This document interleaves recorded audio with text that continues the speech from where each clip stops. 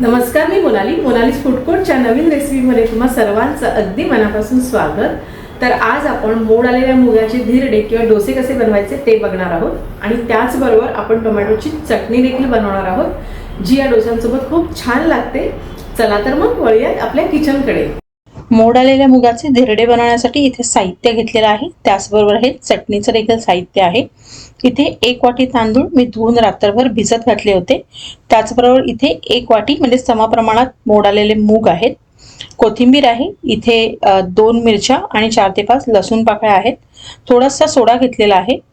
त्याचबरोबर इथे चटणीसाठी 2 मीडियम साईजचे टोमॅटो आहेत। एक छोटा कांदा कापून घेतलेला आहे। इथे डाळवं आहे 1 चमचाभर आणि त्याचबरोबर 1 चमचा पांढरे तीळ आहेत आणि ती फोडणीसाठी जिरं, मोहरी आणि कढीपत्ता घेतलेला आहे। आता सगळ्यात अगोदर ना आपण डोश्याची तयारी करून घेणार आहोत। त्यासाठी काय करायचं, हे जे तांदूळ आपण रात्रभर जे भिजत घातले होते ते एकदा परत धुवून घ्यायचे। आता हे तांदूळ धुवून झाले की याला मिक्सरच्या भांड्यात आपण घालून घेऊया। आपल्याला हे जे बॅटर आहे डोशाचं किंवा धिरड्याचं ते बनवून घ्यायचं आहे।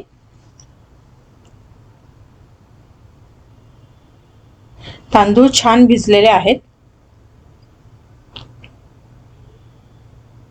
आता हे 1 वाटी मोड आलेले मूग आहेत ते आपण याच्यामध्ये घेणार आहोत। आता याच्यामध्ये घालूया मिरची। तर इथे मी 2 मीडियम साईजच्या ज्या पोपटी कलरच्या मिरची असतात, ज्या कमी तिखट असतात त्या घेतलेल्या आहेत आणि 4 ते 5 लसूण पाकळ्या सालं काढून घेतलेल्या आहेत। त्यातल्या 2 पाकळ्या मी इथे घातलेल्या आहेत आणि त्याचबरोबर कोथिंबीर, ज्यामुळे चव देखील छान येते आणि रंग सुद्धा खूप छान येतो। तर मी मीठ घ्यायला विसरले होते, पण काही हरकत नाही, आपण याच्यामध्ये चवीपुरतं मीठ देखील घालून घ्यायचं आहे।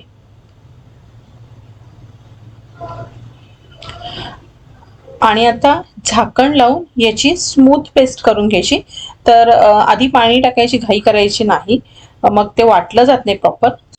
तर अजिबात पाणी न घालता हे एकदा मी फिरवून घेतलेलं आहे आणि आता आपण एकदा हे मिक्स करून घेऊया आणि मग पाणी घालूया, म्हणजे ते व्यवस्थित बारीक वाटलं जाईल। कारण हे बॅटर अगदी स्मूथ व्हायला पाहिजे आपल्याला, नाहीतर मग खूप म्हणजे भरड होतात ते डोसे। तर इथे हे जे बॅटर आहे त्याची मी अगदी स्मूथ पेस्ट करून घेतलेली आहे, तुम्ही इथे बघू शकता। आणि त्याचबरोबर रंग देखील खूप छान आलेला आहे। साधारण दुधी कलर जसा असतो तसा कलर ह्याला येतो या डोशांना। आता हे बॅटर आपण काढून घेऊया। त्याच्यामध्ये पाणी घालायचं आणि हे जे मिक्सरचं भांडं आहे ते देखील साफ करून घ्यायचं। तर मी जनरली काय करते, तर मी एकतर हे मिक्सरला 1 राऊंड फिरवून घेते किंवा पाणी घातल्यानंतर वरती झाकणावर थोडं बोट ठेवते आणि शेक करून हे काढून घेते। व्यवस्थित हे स्वच्छ होतं या पद्धतीने केल्यावर, तुम्ही बघू शकता। आता आपण हे मिक्स करूया। पाणी आत्ताच टाकायची घाई नाही केली तरी चालेल किंवा घातलं तरी काहीच हरकत नाही, पण मी आता घालत नाहीये, लागलंच तर आपण थोड्या वेळाने बघूयात। झाकण ठेवून देऊया। आता आपलं बॅटर सेट होत आहे तोपर्यंत आपण चटणी बनवूया। त्यासाठी इथे मी 1 चमचाभर तेल गरम करून घेतलेलं आहे। त्याच्यामध्ये घालायचे पांढरे तीळ आणि त्याचबरोबर हे चमचाभर डाळवा आहे, ज्याच्यामुळे या चटणीला एकसंधपणा येतो। आणि अगदी चिमूटभर जिरं मी याच्यात घालते। आता हे जिन्नस जे आहेत ते आपल्याला खमंग असे भाजून घ्यायचे आहेत, जेणेकरून चटणीला छान चव येते। तर हे सगळे जिन्नस आपल्याला साधारण लालसर होईपर्यंत परतून भाजून घ्यायचे आहेत। आता याच्यामध्ये आपण घालूया कांदा। तर कांद्याच्या मी थोड्या मोठ्याच फोडी ठेवलेल्या आहेत, कारण आपल्याला त्याची पेस्ट बनवायची आहे। त्याचबरोबर इथे 4 लसूण पाकळ्या मी घेतलेल्या आहेत आणि टोमॅटो। तर टोमॅटो तुम्ही आधी कापून ठेवला तरी काहीच हरकत नाही, पण मी असाच ठेवला होता। आता आपण याच्यामध्ये तुकडे करून घालूया। सो खूप छोटे तुकडे करायला पाहिजे असंही नाही, कारण टोमॅटो देखील पटकन शिजतो। आणि हे सगळे जिन्नस जे आहेत ते आपल्याला छानपैकी फ्राय करून घ्यायचे आहेत। छान तयार टोमॅटो घ्यायचे।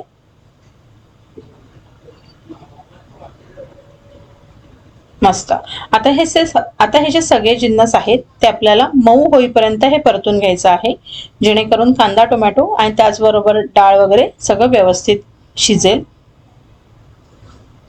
तर एक 3 ते 4 मिनिटात हे छान फ्राय करून होतं. तुम्ही बघू शकता सगळे जिन्नस छान मऊ झालेले आहेत आणि हे जे चटणीचं मिश्रण आहे ते आपलं तयार झालेलं आहे. आता मी गॅस बंद केलेला आहे. आता चटणीचं मिश्रण जोपर्यंत थंड होतंय तोपर्यंत आपण डोसे किंवा धिरडे किंवा घावणे बनवून घेऊया. तर यासाठी ट्रिक आहेत, म्हणजे आपले साधे घावणे जरी बनवायचे झाले तरी एक महत्त्वाची टिप म्हणजे तवा जो आहे आपला तो व्यवस्थित आणि कडकडीत गरम करून घ्यायचा. जर तवा थंड असेल तर घावण्यांना जाळी अजिबात येत नाही. त्यामुळे तवा छान गरम करून घ्यायचा आणि तो गरम झाला की त्याच्यावर आपल्याला असं तेल स्प्रेड करायचं आहे. आपल्याला तेल वापरायचं नाहीये, पण साधारण सीझनिंग जे आपण म्हणतो ते करून घ्यायचं आहे. आणि आता हे जे तेल आहे ते आपण पुसून घेणार आहोत टिश्यू पेपरने. असं केल्याने काय होतं ना की घावणे किंवा डोसे जे आहेत त्यांना जी एकसंध कलर यायला पाहिजे तो कलर येतो. आता या मिश्रणामध्ये आपण घालूया चिमूटभर सोडा आणि मिक्स करून घेऊया. आता तुम्हाला जर वाटलं की बॅटर खूप घट्ट आहे तर तुम्ही पाणी घालू शकता. मी सध्या तरी घालत नाहीये.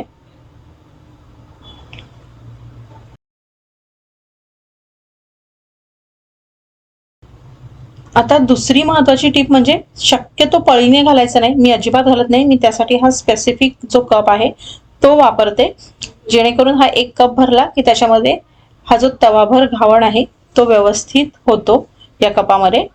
गॅसची फ्लेम कॉन्स्टंटली मीडियम ठेवायची, कमी जास्त करत बसायचं नाही.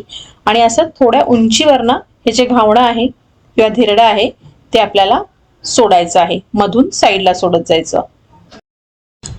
तर इथे तुम्ही बघू शकता याला छान पोर्स यायला सुरुवात झालेली आहे, छान जाळी सुटते. आता ही एक बाजू व्यवस्थित भाजून घ्यायची. हा डोसा सुटायला लागला की त्याच्यानंतर काय करायचं तर या बाजूला थोडंसं हलकं तेल लावून घ्यायचं, कारण मूग वापरलेत आपण याच्यामध्ये, त्यामुळे थोडंसं पांढरट रंग येतो याला. आता हा पलटून घेऊया आणि दुसऱ्या बाजूने देखील आपल्याला भाजून घ्यायचं आहे. तुम्ही बघू शकता छान अशी जाळी आलेली आहे. आता दोन्ही बाजूने व्यवस्थित हे धिरडं भाजून झालं की आपण अशा एका जाळीवर काढून घ्यायचंय, जेणेकरून हे मऊ पडणार नाही.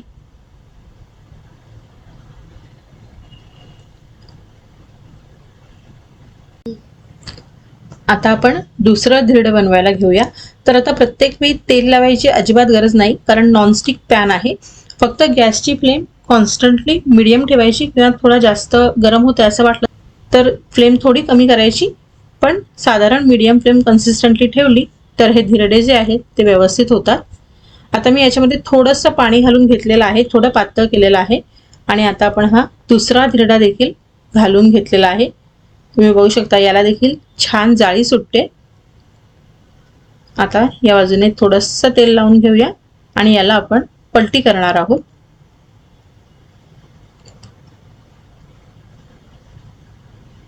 तर इथे बघा याला किती छान जाळी आलेली आहे.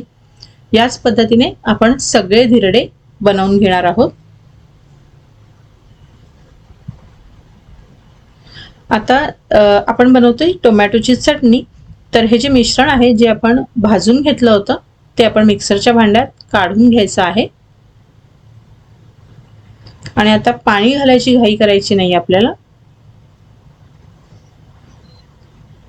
याच्यामध्ये घालायचं चवीपुरतं मीठ. तुम्ही मीठ हे मिश्रण जेव्हा भाजत असतो तेव्हा घातलं तरीही चालेल. याच्यामध्ये मिरची पावडर घालायची राहिली होती, तर मी इथे फिरवून घेतलंय. आणि याच्यामध्ये आपल्याला घालायची आहे मिरची पावडर 1 चमचाभर. आणि इथे मी याची स्मूथ पेस्ट करून घेतलेली आहे. एकदम स्मूथ पेस्ट करून घ्यायची, ओबडधोबड ठेवायचं नाही. आता फोडणीसाठी इथे मी अर्धा चमचा तेल गरम करून घेतलेला आहे. याच्यामध्ये घालायची अर्धा चमचा मोहरी. आणि मोहरी छान तडतडली पाहिजे.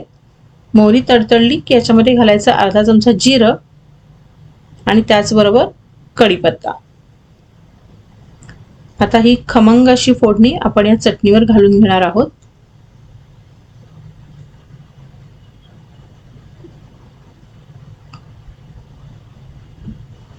या पद्धतीने तुम्हीही मिक्स देखील करू शकता. तर इथे तुम्ही बघू शकता आपले धिरडे देखील तयार आहेत. त्याचबरोबर इथे छान अशी मस्त तडका दिलेली टोमॅटोची चटणी देखील तयार आहे. तर नक्की बनवून बघा, खूप छान लागतं हे कॉम्बिनेशन. आणि बनवल्यानंतर रेसिपी कशी झाली ते मला कमेंटद्वारे नक्की कळवा.